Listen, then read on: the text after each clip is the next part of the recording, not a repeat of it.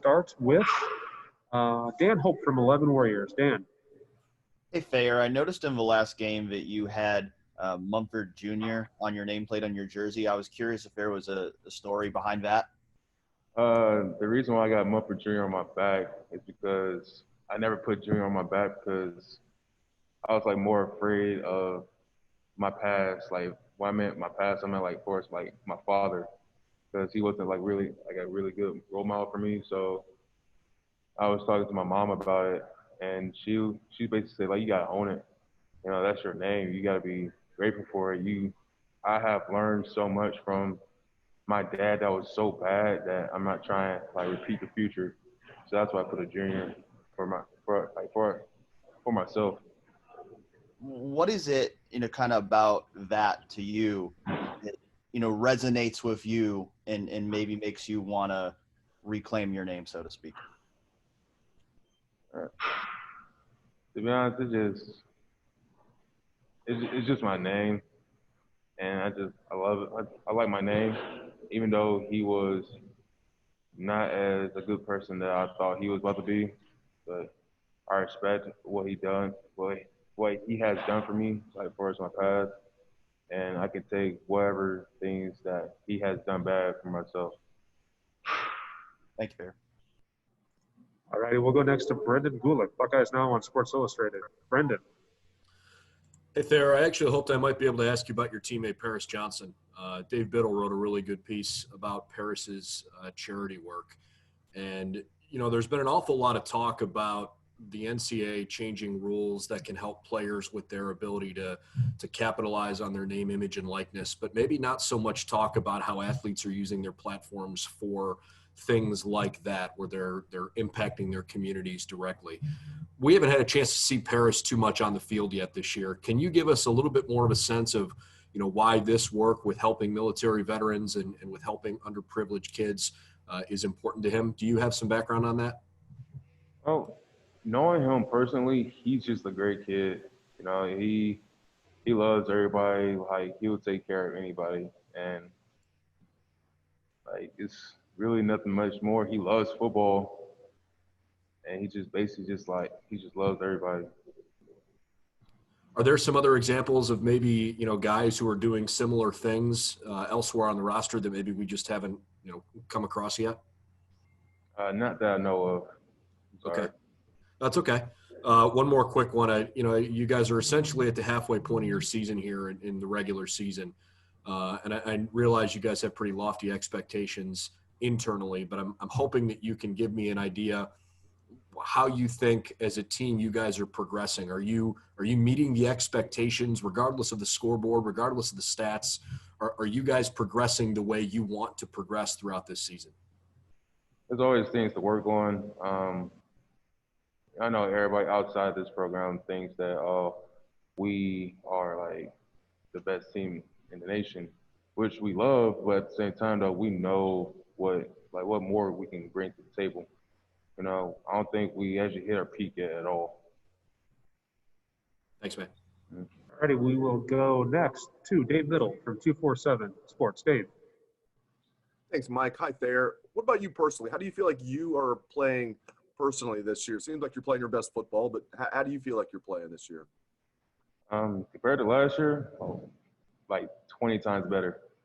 A lot more quicker, a lot more physical. I just feel more confident in my body as a whole, And personally, I'm not even there yet. I'm not even at my peak. Thanks, man. All righty, we'll go next to Joey Kaufman from the Columbus Dispatch. Joey. Thayer, what has it been like playing in home games this year without a crowd, and is it at all harder to play at home without having a crowd or the juice that you might get from 100,000 people? Oh, like it is hard not seeing like 100,000 people in the stands, of course, but as Coach Day has said, like their spirits are there with us. Like even though we can't see them or hear them physically right now, we got like the fake crowd noise, but we know that they're there with us in that stadium. Do you think there's less home field advantage this year in the conference? I think everybody's just ready to play and just get on with the game. All righty, we'll go next to Tim May from Letterman Row. Tim. Thank you. Thayer, as you watch Indiana on video, what just jumps out at you about their defense? They seem to, as Ryan Day said, blitz from all angles, pretty unpredictable. What do you see there, and how would you describe that defense? I describe this defense as very hardworking. You know, they have a good scheme, they have good coaches, you know, and they just bring it every time, you know. And thing is, though, we respect them. Like, no matter what was the score last year, you know, like last year is last year. Like, that doesn't mean anything. Like, we focus on today. Like, we're not focusing on the past. We're not focusing on how their history was against us. We focusing on right now. And right now, we're gonna respect them, and we can't wait to play them. Yeah, they've got I think 12 sacks and 10 interceptions so far. I mean, what is there a player or two that you've noticed on video just from a number standpoint that jumps out at you as maybe their real catalyst? Everybody just jumps out to me, you know. But at the same time, like I said before, we're gonna focus on today and today only. Thanks, man. All righty, we'll go next to Bill Landis from The Athletic. Bill. Hey, Thayer. There's only, I don't know, maybe about half or maybe a little less than that, half left from your 2017 recruiting class. And that was obviously a very highly rated group that I think people expected a lot of when you guys signed. I'm just wondering how much, I don't know, sort of leaving your stamp as a class motivates you guys this year, given that it's likely the last year for a lot of you. I feel like that's every program, you know, every class in each program wants to leave a legacy for that school.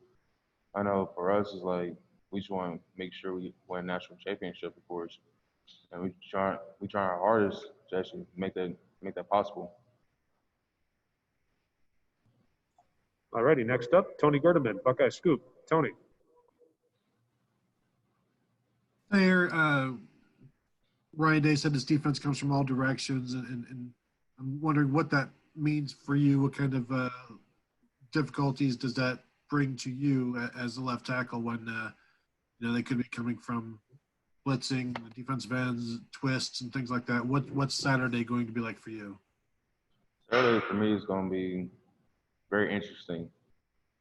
You know, yes, they bring it a lot, but at the same time, we'll be ready for it. We'll make sure that we'll be ready for it.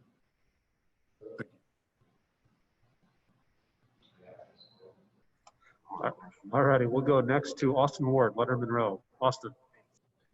There, I asked Tyler this, you guys find out on Wednesday that you're not going to get to play against Maryland after how hard you worked to get every opportunity. When you had one taken away, how did you respond to that?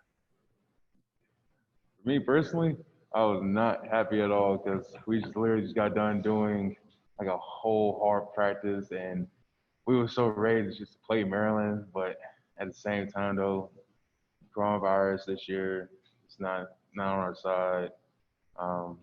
We just got to take it on the chin and just get ready for Indiana. All right, we'll go next to Nathan Baird, Cleveland.com. Nathan.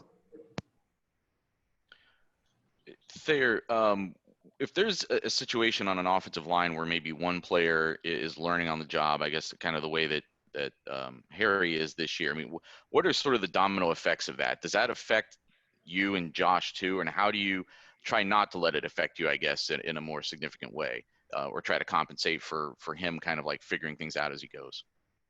You know, with Harry, especially from the last game, it was a learning curve, of course. But knowing how Harry is, from the 2 years that he's been here, he's going to overcome this. I know that for sure. He is working very hard just to make sure that he doesn't make the same mistakes again. All right, and we'll wrap up Thayer with Bill Rabinowitz from the Columbus Dispatch. Bill. Yeah, Thayer, I'm kind of fascinated by the comparison and contrast with Nick. You had to lose a lot of weight. He had to gain a lot of weight. He comes in as a 5-star guy. You know, you kind of were 4-star guy, but toward the bottom of your recruiting class, just the contrast. And how close are you guys? And do you see that? Do you guys ever talk about that and just the different paths that you've taken? Not really. We just go on day by day. You know, Nick had another background, of course. Like, yes, he was light, and in my case, I was very, very heavy. I was like 365, but I had to lose all that weight before I had to come here, and he had to gain that weight back when he is here. So he's been doing a good job about it. How close are you guys? Actually, everybody off the line is like really close. Like we don't like discriminate each other. Like we make fun of each other just because like we love each other. But at the same time, like everybody loves everybody. All right. Thanks, Thayer. All right, Thayer, thank you very much for your time. Have a good day.